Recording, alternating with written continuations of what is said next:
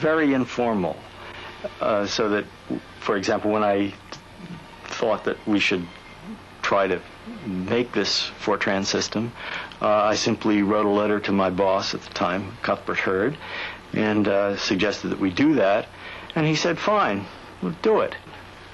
In August of 1952, the engineering model of the defense calculator, later named the 701, was running. And I think we had 6 orders. And we invited the representative of each of the companies who had ordered the machine to come to Poughkeepsie for a week. And we each got a shot on his computer. You write this program, you're going to, bam, got the result. And we all sat there and said, how in the world are we going to keep these machines busy? It's so tremendously fast. How can we do that? The Fortran team, of course, was put together gradually as the problem got larger and larger that we had to deal with. It began with Irv Ziller and myself. Our primary objective or focus was to permit people to concentrate on the essence of their problems and eliminate preoccupation with the mechanics of the computer per se. Very shortly after that, Harlan Herrick joined us. I said, John Backus, we can't simulate a human programmer. You're taking this language and using this language to put a problem and getting an object code from the 704 that would even approach the efficiency of a human programmer. Like me, for example, I'm a great programmer, you know. And then we hired Bob Nelson. I came to work for John Backus on the first day that the Fortran group met. There were 4 of us on that day. And I actually was hired as a technical typist.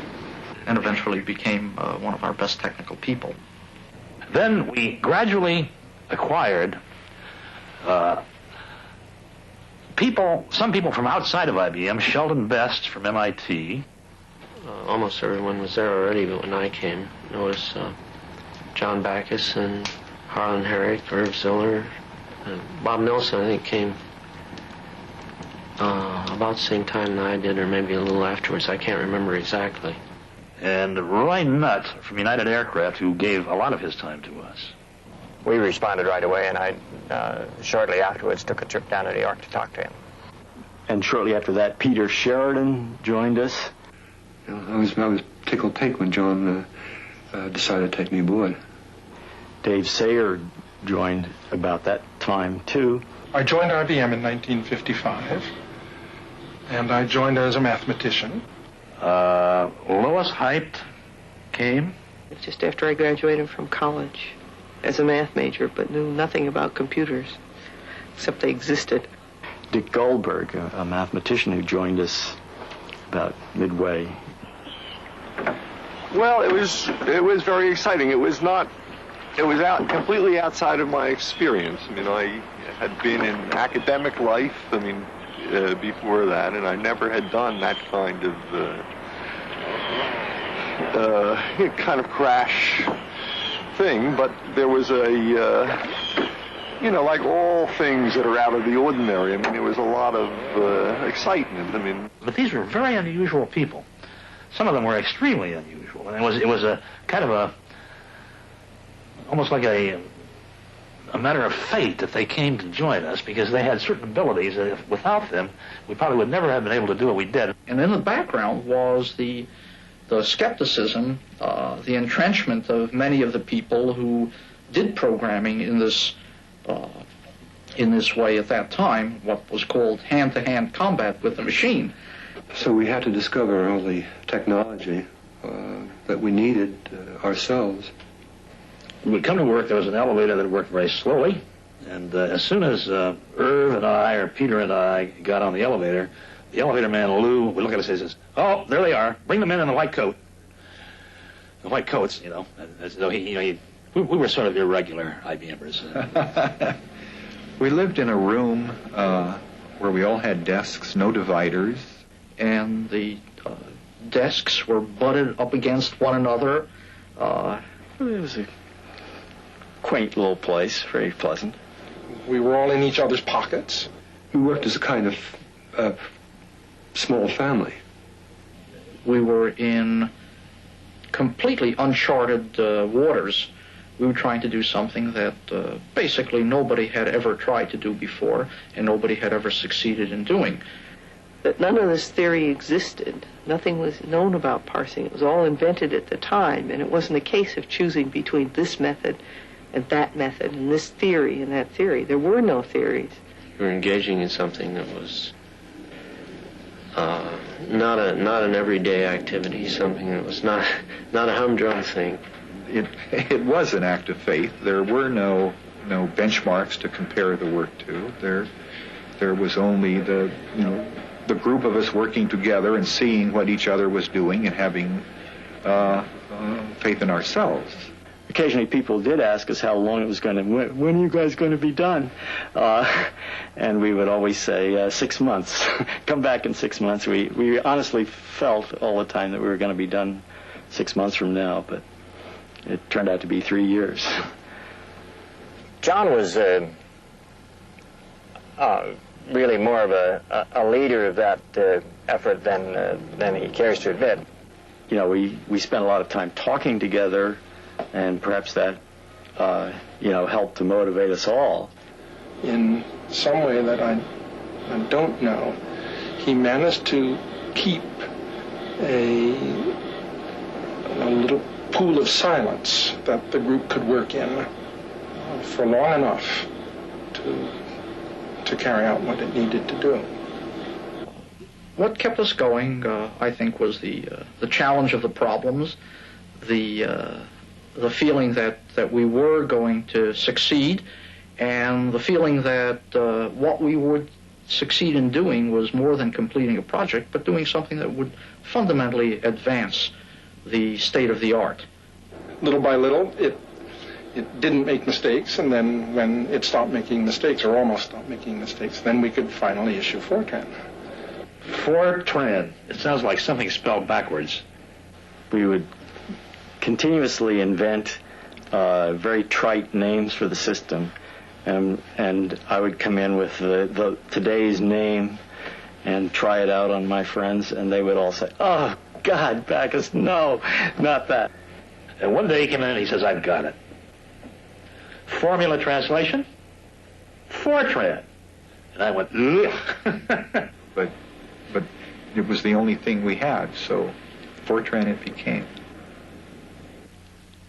The people I have known who have made great innovations, Von Neumann, Nobel Prize winners I've known, others, John Bacchus. They have to be able to think tops down and bottoms up. There are very few people like that. Perhaps the most important characteristic for scientific innovation is a freedom of association, the ability to interrelate what perhaps for most minds would appear to be totally disparate and unrelated, a leap of connectivity, a leap of logic. To ask a new question that hasn't been asked before, that brings out an aspect of the subject that is unnoticed. A lack of inhibition, an ability to throw out the feelings that you can't do it and let yourself really become free inside. I don't know, people are very different. I myself, am very slow and like to go very deeply and in great detail into things. I mean, so that takes persistence and patience and the willingness to fail all the time, that you constantly you have to generate many ideas and then work very hard only to discover that they don't work. And you keep doing that over and over again until finally you find one that does work. If you really are working in a new area, where do you think it helps if you are something of a science fiction writer? Because you have to construct scenarios about how to get from here to there, where there is someplace no one has ever been before.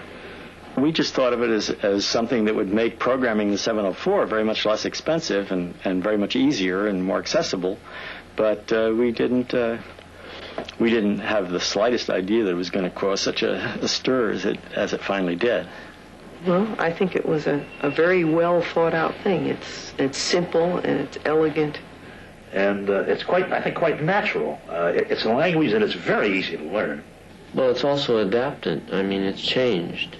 It's still a very good big language for programming scientific programs in. I mean, the notation is really quite close to what mathematicians and scientists use. And furthermore, it produces good programs. I mean, I certainly could never have foreseen how it would have affected my life, but it has affected my life now very deeply. First of all, I'm thankful and proud. Of course, we'd all be crazy if we weren't proud of it. It's not everybody that starts out their working life with such a, absolutely marvelous project. The really remarkable achievement that my friends made in producing the compiler is not well understood by the computer world in general. They set out to produce a compiler that would produce the most optimized programs possible. And they did this in such a superlative way by a remarkable group effort that this compiler produced the most optimized programs for the next 20 years. And when you compare that with other technological efforts, what other computer has ever survived for more than 5 years? What program stands as the best program for more than 2 or 3 years? One can hardly think of any technological effort that stands as the best work in its field for more than a few years, and this one stood for 20.